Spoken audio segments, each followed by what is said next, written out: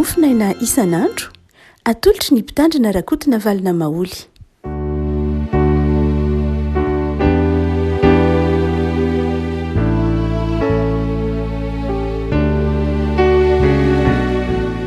Fahamiraba antsika rehetra rehefa malala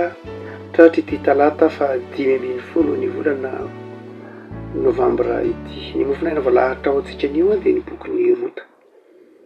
Rota toko 7 andiny voalohany ka hatramin'ny andiny 5. Rota toko 7 andiny voalohany ka hatramin'ny 5 amin'ny anaran'i Jesosy. Dia hoy Naomi rafozany vavy taminy: tsy tady izay tokantrano ahitanao fiadanana fa anaka mba ahasoanao. Ankehitriny tsy isan'ny hafantsika va Boaza tompon'ny ankizy vavy izay niarahanao. Indro mikororoka vary ordy ao am-pamilona izy anio alina, koa mandrosy miosora diloilo ary miakanjo dia midina ny am-pamilona. Nefa aza atao fantandra lehilahy akory ianao raha tsy efa avy nihinana sy nisotro izy. Ary rehefa mandry izy dia fantaro izay andriny ary midiraka songay ny lamba eo an-tongony dia mandrio ianao. Ary olazainy aminao izay ataonao dia ho izy taminy: eny fa ataoko izay rehetra lazainao amiko. Ray Masino, manao masinana amin'ny fahamarinana ny teninao ny fahamarinana. Amen. Itony tantara izay entim-piaratantsika itony rehefa malala dia isan'ny irony tantara tsy raisina arabaky teny ny famaky azy ao anatin'izao Tramasina. Tantara tsy raisina arabaky teny satria ny efim-panahy ao anatiny no tena zava-dehibe. Alaivo sary an-tsaina satria Naomi rafozany Rota no maniraka ny Rota handeha hisitrika ao am-pandrinan'ny Boaza amin'ny andro alina. Zavatra tsy raha ohatra ka raisina amin'ny etika kristianina ankehitriny na ny morala kristianina ankehitriny dia zavatra tsy azontsika eritreretina, tsy azontsika sainina amin'ny morala kristianina ankehitriny mihitsy. Ary raha toa ka sarahana amin'ny contexte tamin'ny fotoan'andro dia tsy ho azontsika eritreretina mihitsy no hanaovana an'izany. Raha ohatra ka somary manompo masontsika dia ny tantara dia i Naomi dia vehivavy izay manantena, marimarina kokoa mpitondra tena, nanambady any Elimeleka ary nanazanaka roalahy izy. Nanazanaka roalahy izy dia ro zanany roalahy ro zany dia nanambady Moabita. Dia izy rahavavy ro zany io Orpa sy Rota izay vadin'izy mirahalahy zanaky Naomi zany dia samy maty avokoa zany na Elimeleka vadin'ny Naomi na izy mirahalahy zanaky Naomi zany. Dia satria nisy mosary tamin'izany fotoana izany dia nandositra na nivelona tany faritry Moabita i Elimeleka sy Naomi. Fa ny fiavian'izy ireo dia tany Betlehemany Jodia. Dia rehefa maty moa zany izy roalahy zanaky Naomi azy Elimeleka dia niteny tamin'ny zanany tamin'izy mirahavavy Naomi, tamin'ny Orpa sy Naomi manao hoe: asa hiverina any amin'ny Betlehemany Jodia fa andanina reo mody Malona sy Kiliona, ireo ny anaran'ny zanaky Naomi, efa tsy ontsony efa samy maty fa tsofoky rano nareo mirahavavy ndana mody manentanindrazanareo fa zaho hodiko any amin'ny any Betlehemany Jodia. Dia i Orpa moa nandeha lota any amin'ny tanindrazana fa i Rota kosa notsy nanaiky fa nanaraka Naomi andeha ho any Betlehemany Jodia ny tanindrazana. Dia kanefa rehefa niverina tany Betlehemany Jodia tany tanindrazany i Naomi sy i Rota dia nahantra izy. Nahantra satria efa ny tanindrazana efa tsy de ntsony efa tsisy ninina ntsony ary dia nody nahantra io izy satria ny tany efa lasan'ny olona. Izay no aseho ny bokin'ny Rota eto. Dia tantaran'ny Rota dia fantrany zay zay tantaran'ny fanavotana ny Naomi sy Rota izay no tantarain'ny bokin'ny Rota. fanavotana an'nomy tao anatin'ny fiarahamonina fantrano zany hoe nisy tsirariny hoe olona nahantra avy any amy Verzo avy any amy faritry Moabita tena tokotany mihitsy kanefa dia nandehana ravinahitra tany amy faritra hafa dia tonga tao amy tany razany de lasa nahantra de voatery navotana indray zany hoe tsy maintsy nisy olona nividy azy indray vao nahazo ny tany verina taminy zony zay no tantaraina amity bokyny Rota ity ary dia izay fividianana azy reo zay indray satria toy ny mahantra Verzo izy de nitady olona nividiny namerina ny fahafahany indray no tantaraina amin'ny boky fahatelo manaraka rehetra dia ohatsika manao hoe tsy azo raisina raha-baky teny satria hafahafa be le tantara rehefa tonga tao am'ilay tanàna izy mianaka zany a dia nahita lehilahy mpanjato be antsoina hoe Boaza dia io lehilahy mpanjato be Boaza io zay fianakaviany Nomy ihany ny marimarina koa fianakaviany Elimeleka ihany fianakaviana avakavany Elimeleka zany hoe fianakaviany vadiny Nomy ihany ka afaka manavotra azy ndrindra afaka manavotra zany hoe afaka mividy azy afaka mividy ny fananany ary afaka mitondra lolo azy zany afaka mitondra lolo any Rota na Nomy dia teo am-pitsim-ponana mahazo mitsipona ny sakafo maromaro kokoa ny Saloim-bary amin'ny tanin'ny Boaza teo moa zany a ny Rota satria nahantra izy de nitsipona teo zany izy ary dia nahita fity teo mason'ny Boaza i Rota tsinjony Nomy zay fahatsaram-panahiny Boaza tamin'ny Rota izay dia io no nahatonga ny Nomy manao hoe tokony afaka mividy na maromaro koa afaka manavotra any Nomy afaka manavotra ny Rota i Boaza de zay ny toko fahatelo ray manontolo arak'izany dia zay le tantara dia nasainy nisitrika moramora rehefa matory Boaza de nasainy nisitrika tao ampandrinany Boaza i Nomy i Rota ohatsika hoe raha ohatra ka jerena amin'ny solomaso tsotra fotsiny zao de solomaso mety hoe hafahafa be zany raha jerena amin'ny fomba fijery amin'ny ankehitriny fa ny antony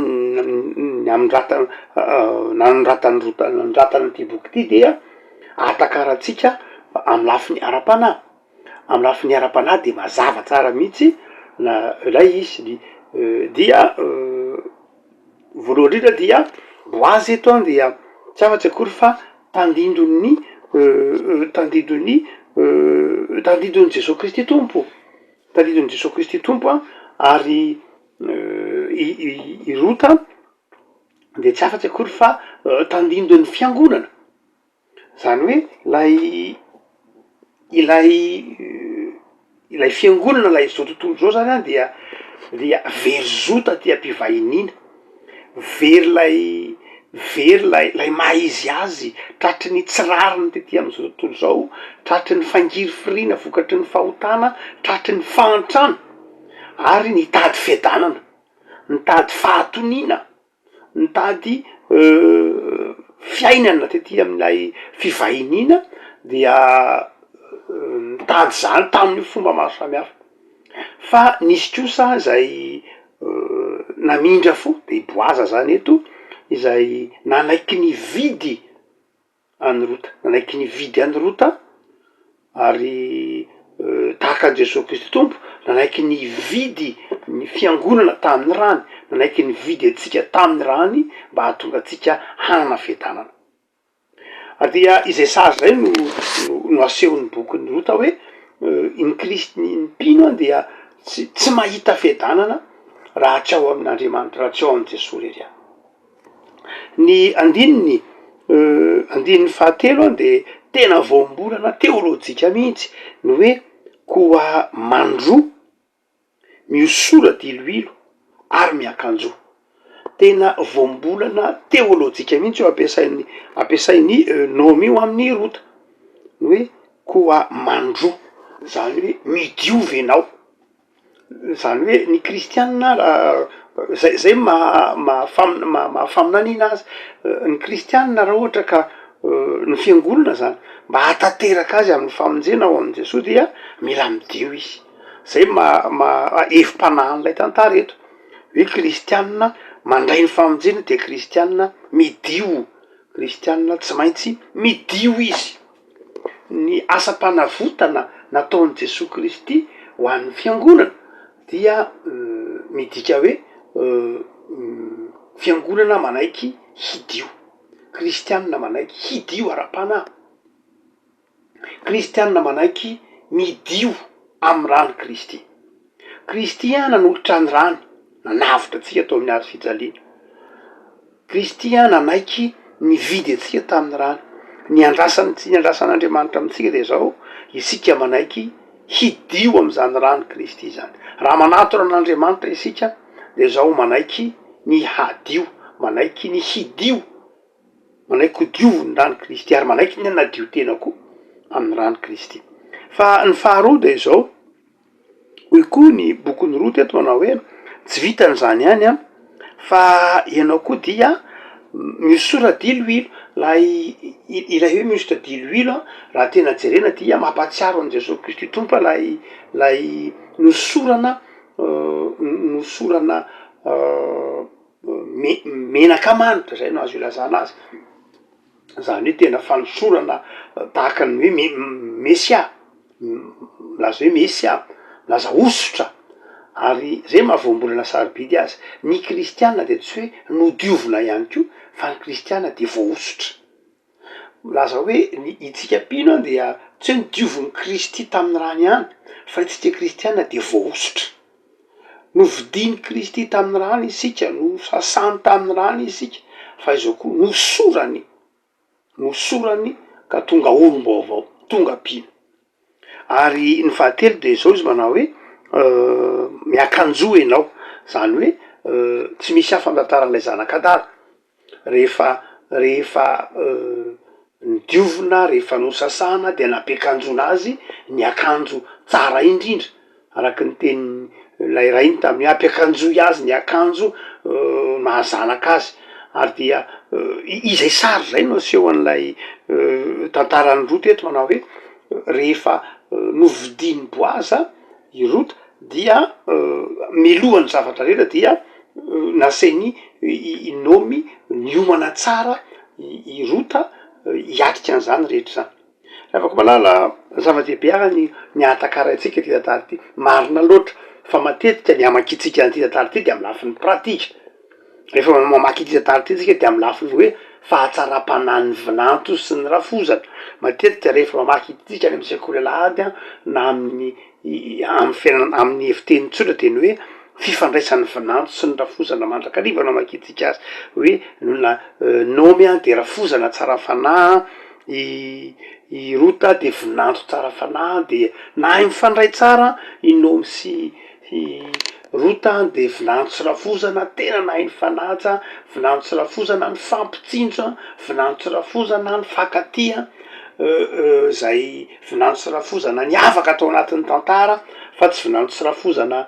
zay fiedina tahak'izay mety ho fahita indrindra teo amy tantarany malagasy tantarany vinanto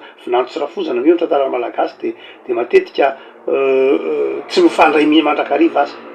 ndraindray raha misy anaranay fampetsona mihitsy anaran-dratsy fampetsony vinanto sy ny rafozana raha eo amy tantarany fifandraisan'ny vinanto sy ny rafozana malagasy tranay de matetika am'izay lafin'izay foana no ijerentsika rehefa mpanao heviteny ny tantaran'ny rota sy nomy rehefa amreo mamaky ity isika fa tsy de zay ihany loatra fa tena lalina lay tantara milaza hoe tena tandindon'ny Jesosy mihitsy ato i Boaza aza donona fa i Boaza dia dadabean'i Davida no heviny Boaza no niteraka an' Jese ary Jese no niteraka an' Davida rahibeny tsy tokony adonona fa rahibeny Davida i Jese rahibeny Davida i Boaza araka zany no zany dia tsy tokony adonotsika fa mifamatotra amy tantarany Davida ary mifamatotra amy tantarany Jesoa Boazy eto. Zay no mahatonga ny mpanao hevitenin'ny rota maro isan-karaza milaza fa tandindony Jesoa i Boazy, tandindony Jesoa Boaza izay maneho ny mahatandindony fiangonana any rota arak'izany keo. Ka ilay nividianany Boaza any rota dia tahaka ny vidianany Jesoa atsika tamin'ny rany. Nanaiko matiantoka niady varotra mihitsy Boaza mba azo any rota, niady varotra izy ary nanao ny fomba maro samihafa mihitsy mba azahoana any rota, satria mbola nisy karazan-jahatra maro samihafa, mbola nisy ady varotra maro samihafa natao. Hitatsika amy toko fahatelo maro samihafa io hoe nisy fomba maro samihafa nataony Boaza hanavotana any rota, fa raha zany dia tsy azo mihitsy rota, diany hoe tsy azo de zao hoe lasa mety ho lasan'olo-kafa. De tahak'izay ko tsika teo amin'ny nanavotany Jesosy tsika teo amin'ny hazo fijaliana. Tsika nge efa babon'izao tontolo zao efa nanolo tena ho an'izao tontolo zao efa andevon'izao tontolo zao mihitsy ara, efa lasan'izao tontolo zao mihitsy ara, na ny fiainan'ny olombelona na ny fanoratenan'ny olombelona efa nanompo sampy, nanompo Andriamanitra efa niara tamin'Andriamanitra, be de be ny toetra efa niainan'ny olombelona, saingy nanaiky ny vidy etsika tamin'ny rano Jesoa. Araka ny tenin'ny Petera manao hoe fantatrareo ve fa tsy tamim-bolana tamy karena no nanavotana anareo na no nividianana anareo fa tamin'ny rany Kristy. Rehavako malala tandindony Jesoa zany no asehony rota eto, tantarany rota eto. Ary dia raha toka voizina zany, raha toka voizina lay fanavotana nataony Boazy eto de milaza zavatra telo lehibe. Ny voalohany de izao fitiavana zany no asehony lay fifidianany Boaza any rota eto, tahaka ny tiavany Kristy atsika. Tsy misy mihitsy anton-javatra hafa nanavotany Kristy atsika, tsy misy anton-javatra hafa nanosika any Boaza nividy any rota afa-tsy fitiavana. Ary dia tian'Andriamanitra isika, ary zay am'izao tsarotsika am'izao krismasy zao, akatoky ny krismasy zao hoe miomana andray ny tompo isika na miomana andray ny tompo isika de zao fitiavan'Andriamanitra atsika. Tiatsika Andriamanitra, miomana handray ny fitiavany tompo. Tsy misy fanazavana anazavantsika ny krismasy afa-tsy ny fitiavan'Andriamanitra atsika. Tiatsika Andriamanitra, tianao Andriamanitra. Fa ny faharoa de izao, lay fitiavan'Andriamanitra koa de fitiavana misisika. Lay fitiavan'Andriamanitra koa de fitiavana misisika sy miady varotra. Fitiavana tsy hoe ndray mandeha ihany, fa tena fitiavana tsy manaiky mihitsy. Fitiavana tsy manaiky fa mitady lalana mandrakariva atanteraka ny planiny sy ny sitrapony.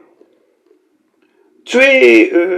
mandona ndray mandeha de afa-po Andriamanitra, fa mitady lalana Andriamanitra. Ary hatramy nahamoiza ny aininy zanany tao amin'ny hazo fijaliana mihitsy ary. Andriamanitra tsy hoe mora afa-po fa hatramin'ny farany. Zay mahatonga ny Jauna ao amin'ny Jauna toko fahatelo ambin'ny folo manao hoe Andriamanitra rehefa tiany azy de tiany azy hatramin'ny farany. Andriamanitra rehefa tiatsika de tiatsika amina fitiavana misisika mihitsy. Zay mahatonga ny Jesoa nametra-panontaniana intelo tamy Petera, moty ava ianao, moty ava ianao, moty ava ianao. Rehavako malala itsika mantsy rehefa ohatra hoe tia olona anankiray any de mety mora afa-po, na rehefa hoe mahazo valiteny hoe tsindry mandeha de ay eny ary okizay fa zay zany. Fa Andriamanitra la mahazo tsia amitsika an'io de mbola mandoba ravarana ndray raha pitso, ary mbola vonona ny andona raha afaka pitso, andoba ravarana ndray raha afaka pitso, ary tsy mampaninan'Andriamanitra miandry eo mandrapivoany varavaran'ny fonao io. Tsy mampaninan'Andriamanitra miandry eo mbaravaran'ny fonao mandritra ny fotoana ela mandra-pamoa anao ny varavarana io. de miandry eo andriamanitra, tsy leo andriamanitra. Zay le toetra n'lay toetra an'andriamanitra asehony boazy eto. Zay lay hoe lay boaza izay naharitra vidy any anota fitiavana, ary faharoa de fitiavana miampy faharetana, ary ny fahatelo a de fitiavana tsy miampy faharetana fa fitiavana miampy rariny. Tsy hoe fitiavana manambaka koa, satria azony boaza natao tsara no hoe nanambaka ny rota izy, hoe rehefa azo ny rota de noentiny tamin'ny fomba ratsy na nampijaliana re sanatria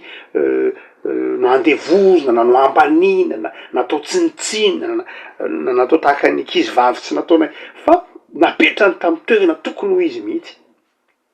satria tiany ary ny tiany tamin'ny rariny sy ny hitsiny, araky hitatsika ao amin'ny bokyny Hosea-paminany. Zany hoe lay fitiavan'andriamanitra atsika rehefa novidian'andriamanitra tamin'ny ranony zanany sika dia notiaviny tamin'ny rariny sy ny hitsiny. Inony zany rariny sy ny hitsiny? Tsy hoe nasandrany de nomeny voninahitra, tsy hoe noajainy na sondriny, tsy hoe tian'andriamanitra de napetrany tamy toerana tsy tokony ho izy, fa napetrany tamy toeram-boninahitra, napetrany teo ankilany. Ary hoy ny filazan'ny filazantsara hoe nataony tahaky ny napetrany toy ny mpitsara mihitsy ary mitsara firenena. Afaka malala asa raha tahaka hatrao ny fitiavan'andriamanitra, asa raha tahaka hatrao ny fitiavan'andriamanitra. Afa mihoatra lavitra no lay tenin'ny Jeremia azy hoe fitiavana mandrakizay no nitiavako anao, fa izay nampaharetako famindram-po, tsy hoe nampaharetana famindram-po fotsiny, fa lalina lavitra noho zay ny fitiavana ambarany testamenta vaovao, fa tena hoe ny zanak'andriamanitra no nomena anao, ary ny zanak'andriamanitra no nitoerany zanak'andriamanitra de zao izany toerany zanak'andriamanitra zany no nomena anao. Tonga eo akaikin'andriamanitra ianao, tonga eo ankilan'andriamanitra ianao, tian'andriamanitra ary tonony hoe zanako. Afaka malala